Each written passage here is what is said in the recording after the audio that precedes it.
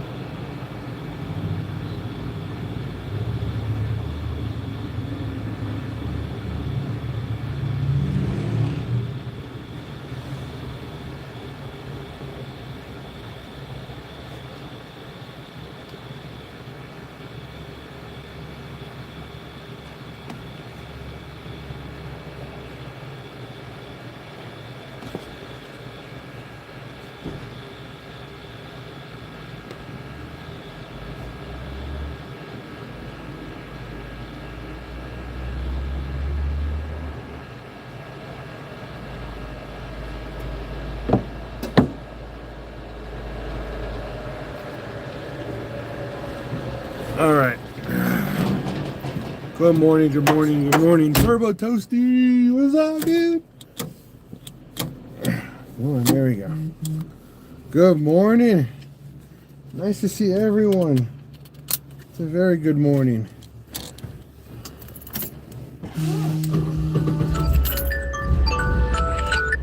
So, I'm making my way to work. Had to pump gas. Believe it or not, big motor VWs use a lot of gas.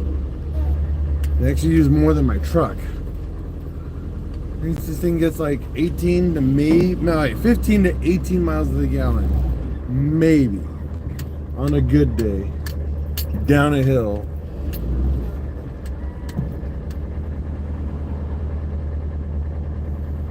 So, yeah. Good morning, everyone. So, what's the subject for today? PincheAl in the morning? Well, could be a few things. It's up to you guys. But, son, it's really up to you guys today. I'm just here to chit chat on my way to work and try to not cook myself in the sun. There's just days I feel like I don't want to ride my bike, and today was that day I didn't want to ride my motorcycle to work. I usually ride my bike to work because it's expensive. California is no joke, man. It's getting worse and worse every couple months with gas prices. Ed, do I like the new VW bus? Yes, I actually do. I actually almost purchased one, but I made the financial decision not to, because holy smokes, after taxes and everything, it's almost $80,000. Believe it or not. Like, because I wanted the extended range one, and I wanted the not the GT, but just the one with the longer range, and I wanted a black one. And I went to go price it, and I wanted to see what was the total after taxes. I had a $10,000 down payment. I'm like, you know, I'm gonna do it. Good morning, Rob the Beard. So I went to go, go to the dealer. I'm like, look, I'm super curious what its actual total is, because you can go and see, like, oh yeah, they're 50 grand, right? Okay, 50 grand is not a lot of money over 5 years, right? So that's 10 grand a year. That's not bad, right? It's not that bad. Fine. I was like, fine, but a lot of people don't realize, and this is how I did my research. I did my research over time. California does have some decent incentives, but it's not great. It's up to $7,000. You gotta understand that. It's a fine print when it says up to. Yeah, exactly. You know, up to $7,000, and that's if you qualify.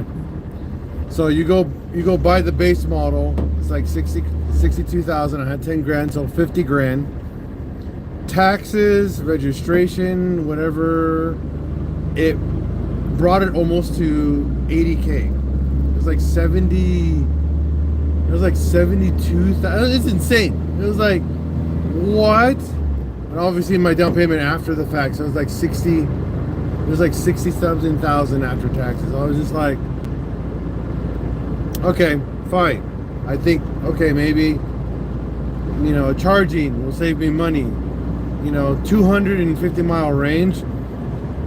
You know, that's not great, but it's better than this bus. This bus has like 130 mile range, maybe 150 miles on a, like I said, down the hill. Fine, that's not bad. Okay, now I priced the tires. There is an oil change you got to do for our coolant change, like a service you got to do on them, not very often. There's the tire changes is your new oil change, just FYI. You change tires every 5 to almost 7,000 miles. And they're not cheap because of the weight of the vehicle. You know, most vehicles weigh anywhere from like 2,800 to 2,800 to about 4,000 on average, unless you're talking about a truck. I know they do look good on air suspension, no lie. I've already researched it too. You know, and then I was like, okay, that's fine. I go, what do I need to put in my home for a level 2 charger? But that it doesn't cost me money. So there's like a $2,000 or $3,000 incentive for California to put in a charger. But I gotta build a battery, like a bigger battery bank and solar bank. I mean solar charging, so I can technically charge for free at my home house. So by the time I priced all of that, I was a little over. I'm talking about the car and the charging stuff,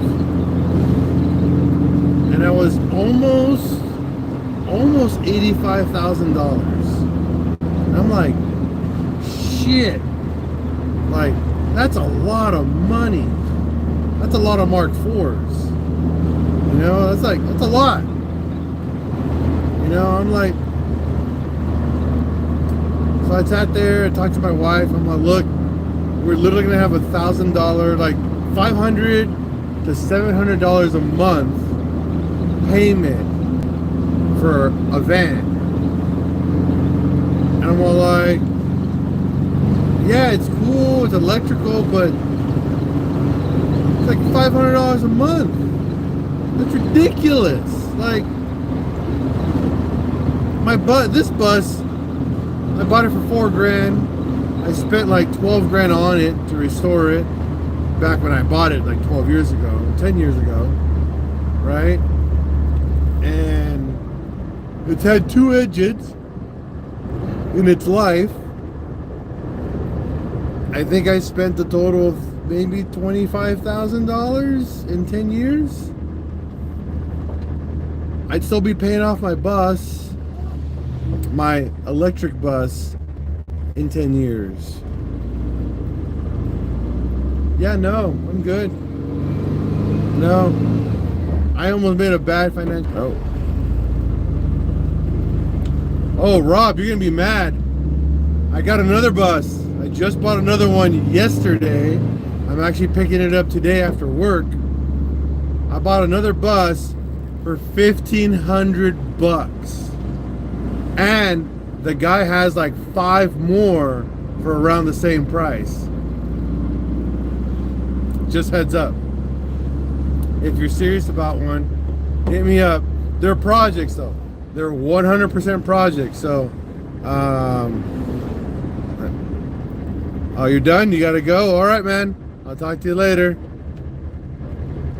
But you gotta understand, it's a. If anybody's interested in a VW bus, bay window mostly. So late 60s, early 70s. Nothing really modern. Oh, you got it now, JK? But I'm not kidding. Yes, we got bus content coming. That's right, Ed. I got bus content, Mark IV content. I got so the bus content that's coming is actually Frankenstein content, because that bus is going to be turned into a diesel. I don't know if you guys remember, years ago, before I had my heart attack, I was converting this bus into a Mark IV diesel. I had my heart attack, and that got put on hold. You know, I was unable to do any heavy lifting or any actual heavy engine work, and that's kind of where my content fell down after my heart attack. So this is kind of like my, hey Al, you need to get back to making content, right? So this is me doing more content. So, but we're not going to focus on that stuff. We're going to focus on my Mark IV and its transformation. It's no longer white. The PincheAl Jetta, the Mark IV Jetta. I was about to wrap it, and I ended up buying all the paint for it. So I'm gonna paint it. I'm gonna sand it down, do some body work, paint it. 1.9. It's gonna be a 1.9 ALH because I want it reliable. I want it bulletproof, and I want to be able to source parts pretty much its entire life. You know, and yeah, it'll be easy. And ALHs are very tunable for horsepower or torque, which I kind of want to stay away from torque and more horsepower, so speed. Because you don't want to blow. VW transmissions don't like torque; they like horsepower. VW transmissions don't like instantaneous torque. Just heads up. That's how you break it. And TDIs, especially ALHs, are notoriously known for instant torque and lots of torque. So we gotta really find a happy medium. I might do a big turbo ALH, so I can gain the horsepower that I want and slowly ramp up on torque.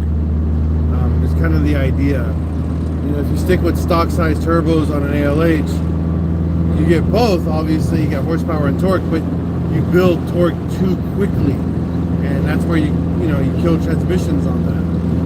So there you go. Word of advice: if you guys are gonna ever do a TDI bus.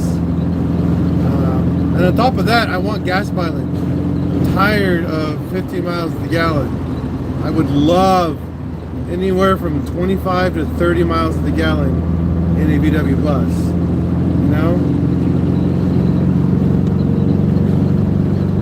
It'd be like the holy grail, right? You get to use it for performance, use it for... I could tow. Technically, I would be able to tow my bus.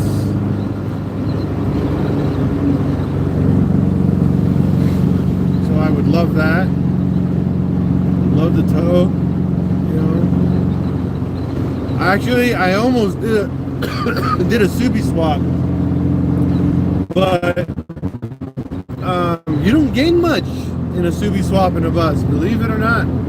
You're only getting the reliability. You're gonna lose a lot of the fuel efficiency, and it's harder to do a Subaru swap than it is a TDI swap.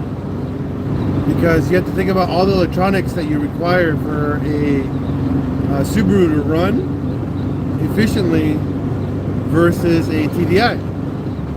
TDIs are super big. They're mostly mechanical, right? We got a couple sensors on them. We got a cam sensor, a MAF sensor, the fuel pressure sensor,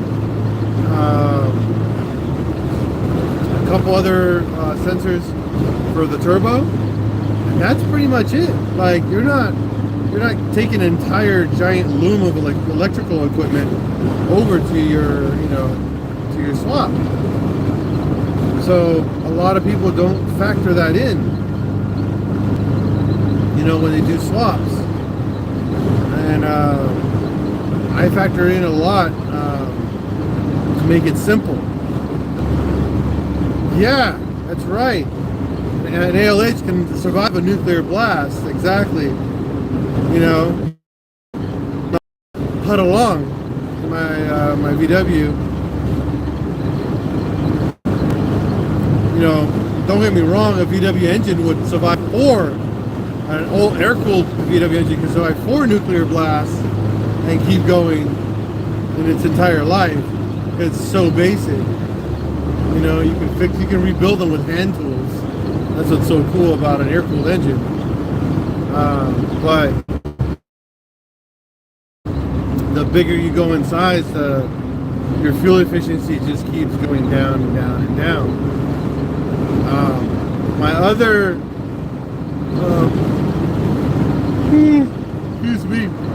my other thought was to go fuel injected on my air-cooled. I'm going to do a full fuel injection system, which is not very expensive, looking about $1,000 to do it, to do a fuel injection. And I would gain fuel efficiency, which is a really good thing. I add complexity though to my air-cooled and motor, which is kind of a downside to air-cooled, because air-cooled is all about, turn it on and go. But you don't add that much complexity to your air-cooled engine. You swap out your crank gear with a special timed gear. You add a magnetic sensor, so it activates the firing order. You add a fuel injected throttle body onto the manifold, and you add a full-blown computer. So there's a computer that goes with it, and you tune it, and you're done. Technically, it could be done on a weekend, from everything I read on fuel injection. So I was thinking maybe $1,000 fuel injected on this car, on my new bus, aka the Franken bus. Obviously, I'm going to go diesel on that, and really consider how I'm going to be building it and wiring it. And the other reason why I bought the bus is so I can take my time on my swap, find all the kinks and get all the wiring done right, so the bus actually runs on its own power. I gotta find I gotta find a used bus transmission too. I don't have a bus transmission for my new bus, and wheels. I think it has wheels. I don't know. Probably tires, brake system, and all that. But that shouldn't be hard. It's usually easy stuff. But what do you guys think? On my current bus that I'm driving, go away from the carburetors and go fuel injected. I might benefit on fuel efficiency and maybe gain some power, or just leave it as it is and enjoy the 15 miles of the gallon, 15 to 18 miles of the gallon, and just let it be. right? And just invest money into the bus, or my other bus. What do you guys think about that? You know, I don't know. Personally, why not? It's content, and might be good content or fun content, figuring stuff out.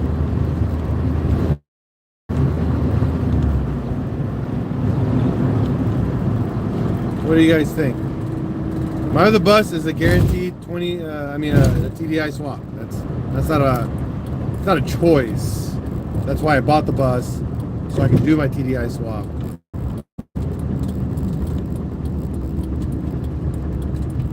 Thank you, Mr. Thomas.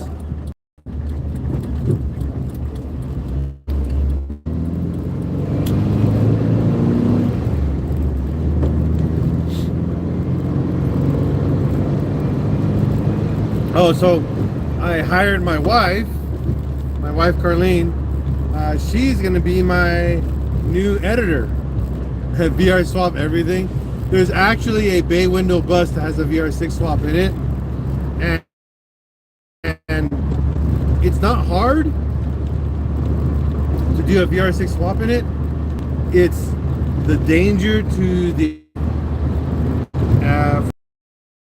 and seeing what he did, full on like super custom oil pan. If not, you only got like one travel underneath your engine before you hit concrete. And you got to understand, the VW bus suspension is very spongy and springy and bouncy because it's a torsion arm. And all I gotta say is, it's not hard to, not gonna say bottom out, but it's easy for the back end to bottom out.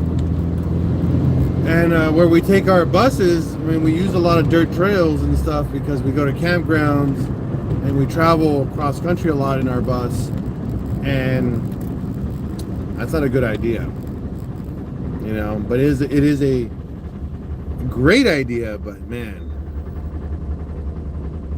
yeah, it is a lot taller than the original engine inside these guys. That's for sure. And again, it's not hard. I've already seen it done, and it's not that hard.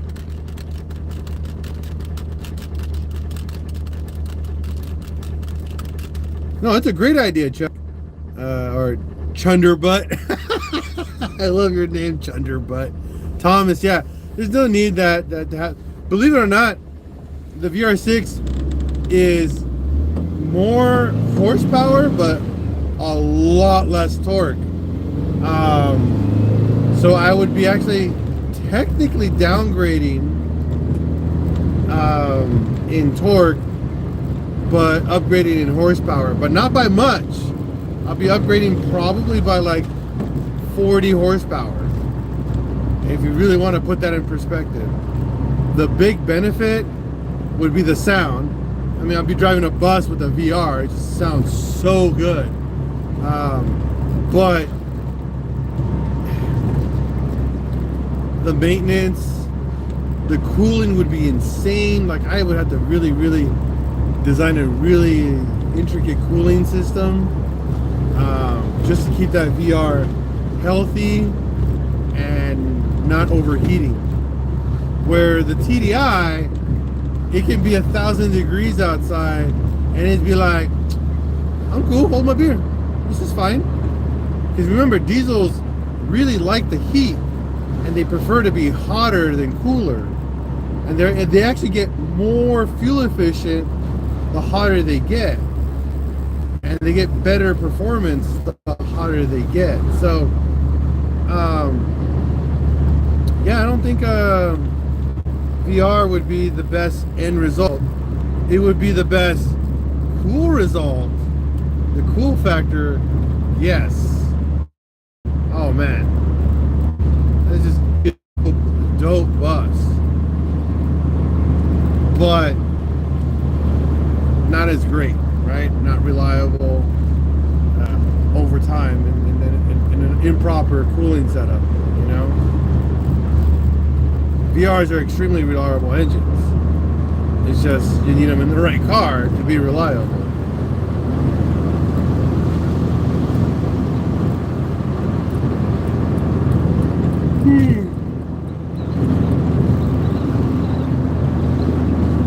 All right, what else we got?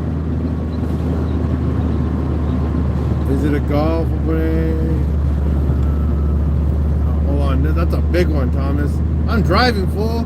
Why gotta give me these long lectures? I can't read all that. Great motor. Had an MK5 golf 1.9. MK5 came with the 2-liter, I believe, didn't they? I don't remember. Stage 1, downpipe,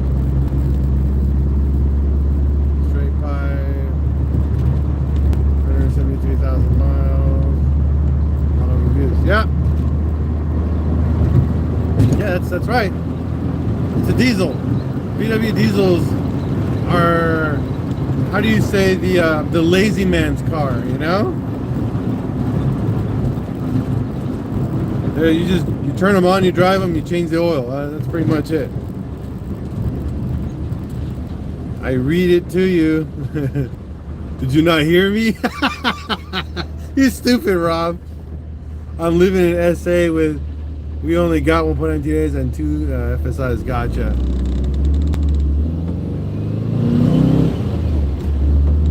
SA is South Africa, right, Thomas? I believe so. South Africa, you guys are pretty much a diesel country. You know, you guys have gas, but you guys drive more diesels than you guys do gas vehicles. Why? Fuel efficiency, reliability. That's why. You know, like 90% of your vehicles are diesel. Don't get me wrong, you guys do have gas as an option. I know. I've seen a Mark IV TDI with like 400 or 500 horsepower and like 600 pounds or 700 pounds. I forgot what it was. It was on a YouTube channel. I mean, it was like, I think the most powerful TDI ever built. And they, it was gnarly. It was a gnarly little golf. It was a Jetta or a golf. I can't remember. Man. But yeah, it was fast.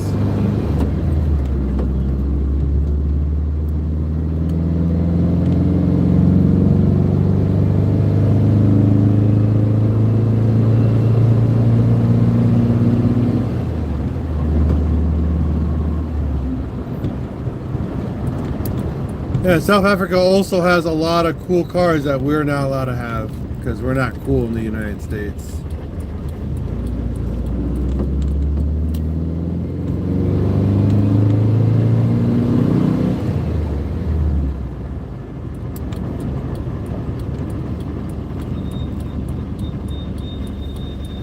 You know, all I want is a Polo GTI. I want a freaking VW Polo GTI. That's all I want.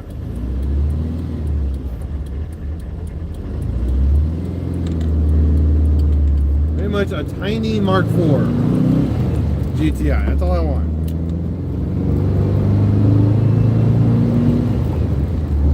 And the Polo GTI, I think it's 1 more year or 2 more years, and we can finally import them from Mexico.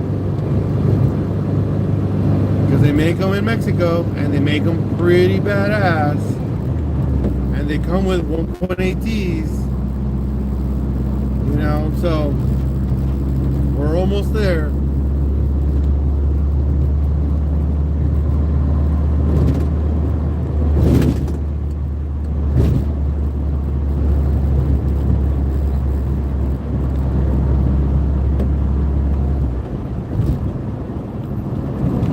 Well, I am pulling into work now, guys.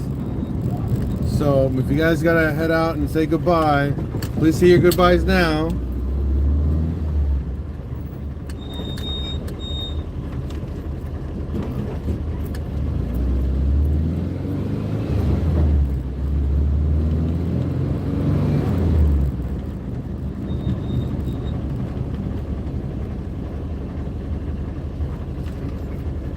I'm here.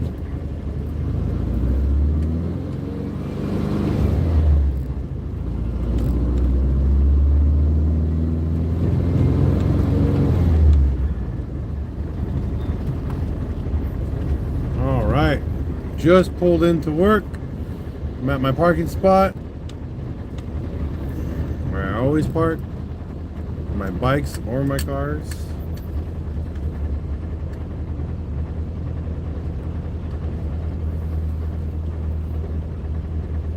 When is more content coming? Well, that's the real question, is how much content is coming and how am I going to deploy it? Because I need to give myself a happy medium. I need to give myself a healthy, happy medium. Believe it or not, doing YouTube a lot was straining physically and mentally. And then obviously the other portion is I should put one up for myself, right? But just to say, like, it's physically and mentally straining, because you guys have to understand, I have to film, obviously do the car work, explain the car work, and then edit everything. I'm teaching my wife how to use the editing software so I can get at least that one function out of my life, and hopefully she can get it down, you know. And then on top of what I do, I also teach classes. You know, you guys know that I teach on Mondays and Tuesdays my auto shop class, you know, because I'm teaching the next generation of kids Mark IV content. So they're all into that right now. So I have that, and then which I live stream that on TikTok. It's just a fun place to stream. We only just stream what we want to stream, and just trying to get things into a flow, right? So the goal is to flow. You know, I wake up, you know, if it's my day off, I'll wake up, go to the garage, grab a camera, record, or live stream. If it's like old content that I've done before, we'll just live stream it, you know. But if it's new content, I'm going to record it, possibly live stream at the same time. I don't know. But we have to make sure that we are healthy through this entire process, for me, mentally and physically. So the physical aspect, I'm pretty much almost there. You guys, you see my pectorals, boom, boom, boom. Rob see me in person. I'm doing pretty good physically right now. Mentally, I'm still not 100% there. You know, that's just to be honest. I'm there in a way that I'm ready to start and get ready to start working and filming and stuff, but I'm not ready where I can do this on a weekly or daily basis. I'm not there yet. It's been hard, but let's work on it, right? Let's work on it. So, as always here at PincheAl's Garage, we're gonna break, we're gonna fix, and we'll repeat. But as always here, if you see another dubber on the road, give him a thumbs up, give him a deuces. Remember, we love everyone, love one another, respect one another, and as always here at PincheAl's Garage, you guys can have yourself a wonderful day. And we're gonna break, we're gonna fix, and hell yeah, we're gonna repeat. I'll be back, guys. Don't worry about it. Peace out, everyone. Have a wonderful day.